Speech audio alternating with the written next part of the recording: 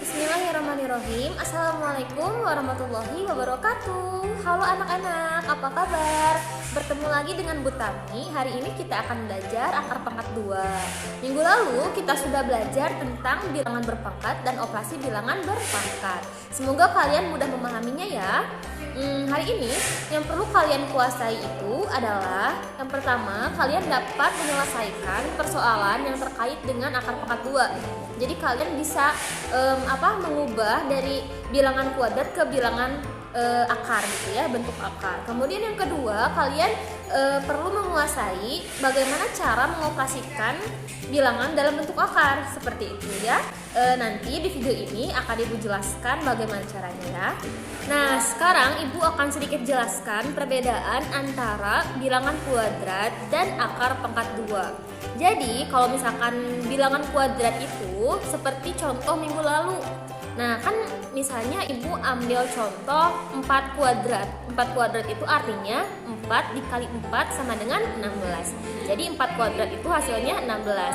Nah, kalau misalkan bilangan berakar atau akar pangkat 2 itu kebalikan dari bilangan kuadrat gitu ya. Jadi kalau misalkan kalian disuruh mencari akar 16 itu berapa, berarti kalian pikirkan kalian cari bilangan kuadrat yang menghasilkan 16. Nah, kan kalau misalkan bilangan kuadrat yang menghasilkan 16 itu kan 4 ya, 4 pangkat 2 kan. Nah, berarti akar 16 itu adalah 4, seperti itu. Nah, oke anak-anak, marilah sebelum belajar kita membaca basmalah bersama terlebih dahulu ya. Bismillahirrahmanirrahim.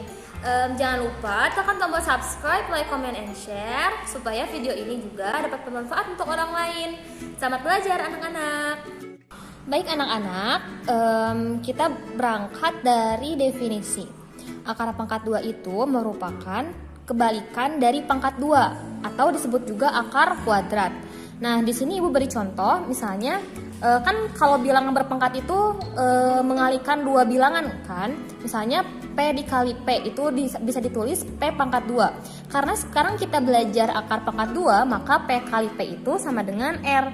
R di sini merupakan bilangan berakar atau akar pangkat 2-nya. Maka akar R itu adalah P. Gitu. Kalau misalkan kita contohkan dengan angka, misalnya Ibu punya angka nih 4 dikali 4 itu kan sama dengan 16. Maka akar 16 itu adalah 4. Ibu beri contoh lagi, misalnya 5 dikali 5 sama dengan 25. Sehingga akar 25 itu diperoleh 5. Jadi kalian pahaminya itu akar pangkat itu merupakan kebalikan dari pangkat 2 gitu ya. Ini kan bilangan kuadrat, ini hasilnya akar seperti itu ya. Nah, sekarang Ibu akan langsung berikan contoh soalnya ya. Misalkan kalian disuruh mencari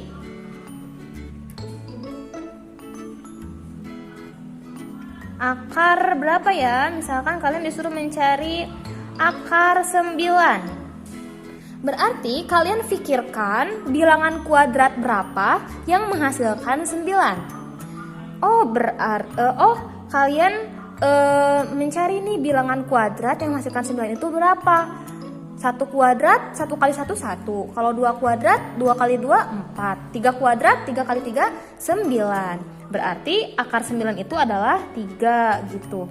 Atau supaya kalian lebih mudah memahami akar pangkat 2, kalian membuat tabel bilangan kuadrat. Misalkan dari sini ya, dari 0 sampai 9 deh.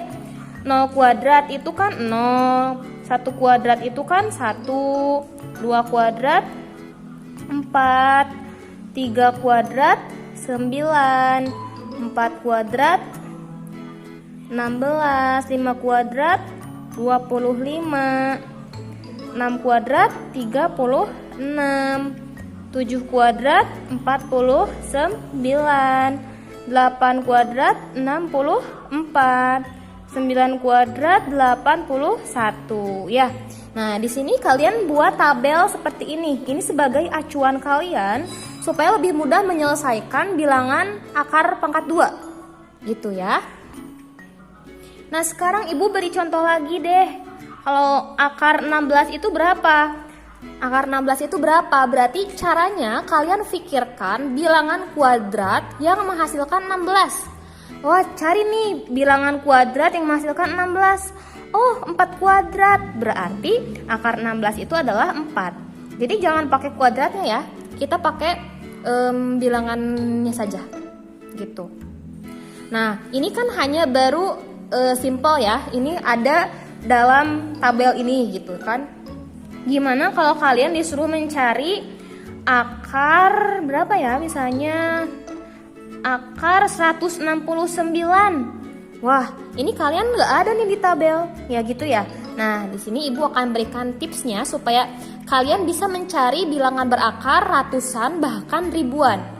Kalian bisa menemukan tanpa mencari satu-satu gitu ya. Nah, untuk mencari akar 169, ini ibu pakai caranya ya di bawah. Cara akar 169. Nah, di sini pertama kalian lihat angka ujungnya. Kalian pikirkan, kalian cari bilangan kuadrat berapa yang akhirnya itu 9. Berapa? Ayo. Bilangan kuadrat yang akhirnya 9. Kita lihat di tabel. Nih, yang akhirnya 9, yang hasilnya 9 itu adalah 3 kuadrat. Kita simpan dulu di sebelah sini ya. 3. Ada juga, masih ada kan yang 9 nih 7. Berarti 3 atau 7. Pasti nanti hasilnya itu adalah hasil akhirnya itu bilangannya antara 3 dan 7 gitu. Ini kita simpan dulu ya. Oke, selanjutnya cara yang kedua, kalian coret 2 angka dari belakang. Ini kita hilangkan dulu, bukan kita coret, kita pisahkan dulu lah ya. Ini 2 angka dari belakang kita pisahkan. Bentar. Ini 2 angka dari belakang kita pisahkan dulu. Nah, ini kita pisahkan dulu. Nah, kan di sini ada angka 1 kan? Nah, kita pikirkan lagi. Ini kelihatan kan? Ini angka 1 ya. Kita pikirkan lagi bilangan kuadrat yang mendekati 1. Kita lihat di tabel. Bilangan kuadrat yang mendekati 1 ya 1 gitu kan. 1 kuadrat kan 1. Otomatis kita tulis 1 di sini. Juga di sini satunya. Nah, itu ya. Satunya simpan di awal ya. Jangan lupa. Nah, setelah ini kita kurangkan. 1 dikurangi 1, 0.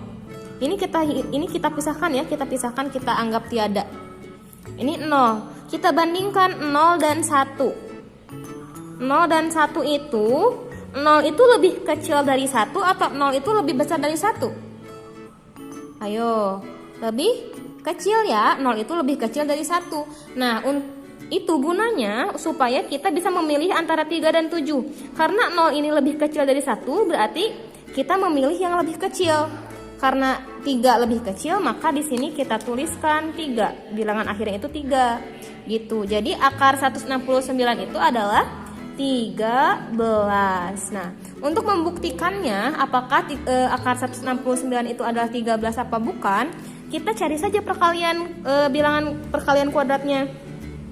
13 dikali 13. Kalau hasilnya 169 berarti benar ya jawabannya. 3 dikali 39, 3 dikali 1 3, 3 1 ditambahkan 9 6 1. Betul. Berarti akar 169 itu adalah 13. Nah, sekarang ibu beri contoh lagi deh supaya kalian lebih memahami ya. Akar 324. Nah, pertama kalian cari dulu bilangan kuadrat yang ujungnya 4. Berapa? Yo, kita cari di tabel. Tabel tadi itu nih, yang ujungnya 4 itu 2 kuadrat, 2 dan 8 kuadrat, 64. Berarti kita pilih 2 dan 8 ya. Berarti jawabannya itu adalah di antara 2 atau 8. Kita pilihnya itu ya, kita simpan di sini. Nah, cara yang kedua yaitu kalian memisahkan 2 bilangan terakhir. Ini kita pisahkan ya. Ini kita pisahkan. Kemudian kita pikirkan lagi bilangan kuadrat berapa yang mendekati 3 hasilnya itu. Kita lihat di tabel. Nah, yang mendekati 3 itu nggak ada kan? Ini 4 kelebihan. Berarti yang satu-satunya pilihan itu adalah 1 kuadrat. 1 ya hasilnya. Berarti kita kurangi dengan 1. Satunya juga disimpan sebagai bilangan awalnya di situ ya. Nah, setelah itu baru kita kurangi. 3 dikurangi 1, 2. Nah, gunanya kalian membandingkan 2 dan 1 ini supaya kalian bisa memilih bilangan ini gitu. Nah, 2 sama 1. 2 ini lebih besar dari 1 atau 2 ini lebih kecil dari 1? 2 ini tentu lebih besar dari 1. Karena lebih besar, otomatis bilangan di antara 2 bilangan ini kalian pilih yang lebih besar. 2 sama 8 itu lebih besar mana? Lebih besar 8. Berarti jawabannya di sini adalah 18. Seperti itu.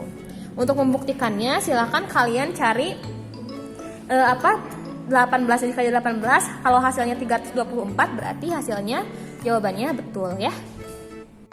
Baik anak-anak, berikutnya kita belajar bagaimana cara menyelesaikan operasi hitung akar pangkat 2. Ya, operasi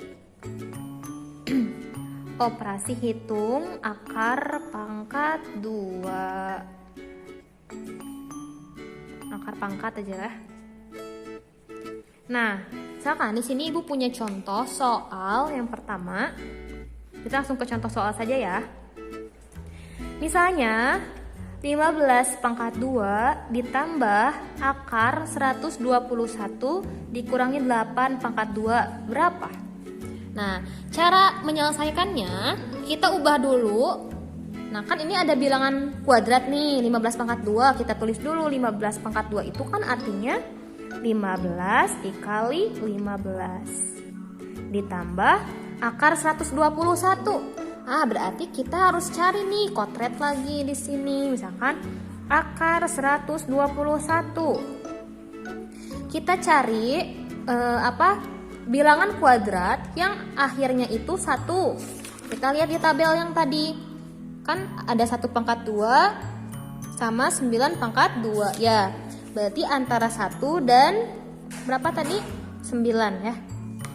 Nah, kemudian kita yang kedua pisahkan 2 bilangan terakhir. Kita pisahkan 2 bilangan terakhir. Nah, kemudian kita pikirkan lagi, nih kan ini ada angka 1 nih di depan. Kita pikirkan lagi bilangan kuadrat yang mendekati 1. Ya, kita tulis aja ya 1 gitu ya. 1 di sini. Nah, jangan lupa juga di sini kita pakai 1 yang ini ya untuk membandingkan mana yang kita ambil, 1 apa 9. 1 dikurangi 1 kan 0. Kita bandingkan 0 sama 1.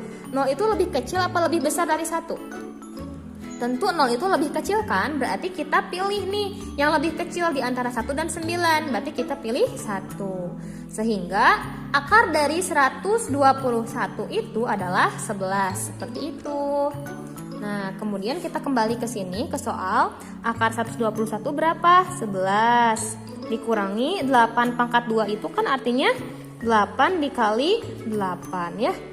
Nah, kemudian kita baru bisa mengoperasikannya seperti bilangan cacah. 15 dikali 15 berapa?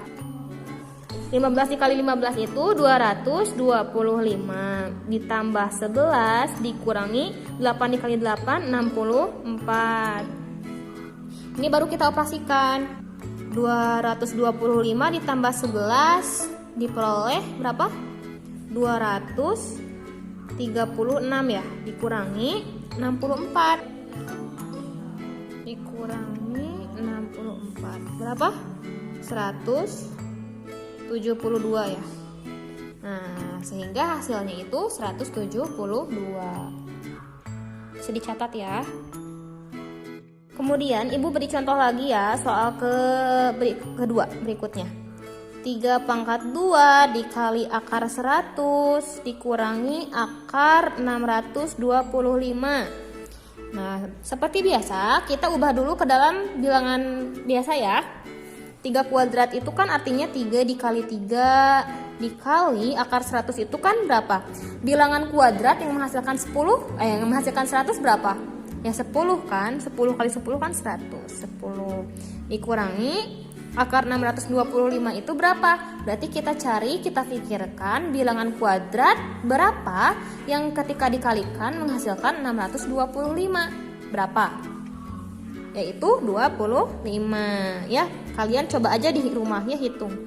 3 dikali 3 berapa? 9 dikali 10 dikurangi 25. Berapa? 9 dikali 10 90 dikurangi 25. Sehingga hasilnya berapa? 65. Seperti itu ya. Alhamdulillah anak-anak, kita sudah selesai belajar akar pangkat 2. Semoga apa yang telah Ibu sampaikan, yang telah Ibu jelaskan, kalian dapat pahami ya. Jika ada yang mau ditanyakan, silakan chat Ibu. Terima kasih atas perhatiannya. Jangan lupa tekan tombol subscribe, like, comment, and share. Dan jangan lupa juga kerjakan latihan soalnya ya. Terima kasih. Wassalamualaikum warahmatullahi wabarakatuh. Sampai jumpa minggu depan.